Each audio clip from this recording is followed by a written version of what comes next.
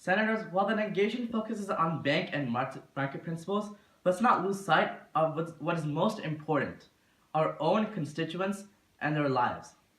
Therefore, when there is legislation that helps protect their lives and their health, we must not pass up a chance to do so. We must not do so simply because of minor economic costs. That is why I stand firmly on the affirmation for this legislation, for the following two reasons. Firstly, a public infrastructure bank would focus on rural areas, which is most beneficial. And secondly, our current infrastructure only endangers public health. Moving on to the first reason why we must affirm, which is that a public infrastructure bank would focus on rural areas. According to an article published by the Huffington Post on August 18, 2016, government banks focus primarily on things like social welfare, not profits, meaning that they can tolerate profits as low as 10%, as that article states, which means that these government banks focus primarily on rural areas, despite the fact that they produce the least profit.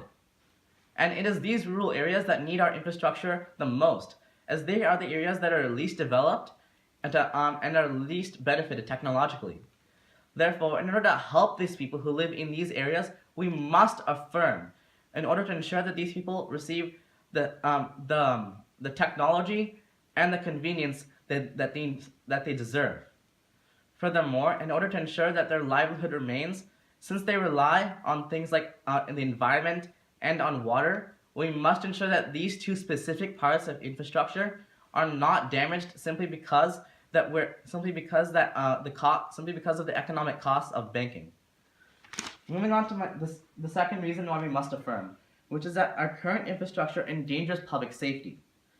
According to an article published by the American Society of Civil Engineers on January 11, 2017, on a letter scale from A to F, the U.S. treatment of wastewater was the U.S. treatment of wastewater, hazardous waste, and perhaps most worrying, our own drinking water has been recorded as D, which translates to poor management and funding.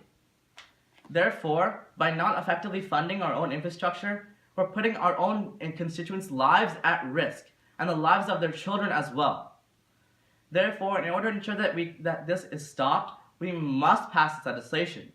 If we negate, we put our public in danger, as we allow the very water that they drink to be polluted or dirty in any form or any way. But by affirming, we ensure that our people are safe, that their lives are convenient and prosperous.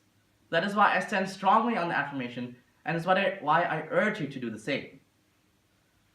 To conclude, we must pass this legislation for the preceding two reasons. Firstly, that a public bank will help rural areas, and secondly, our current infrastructure endangers public safety.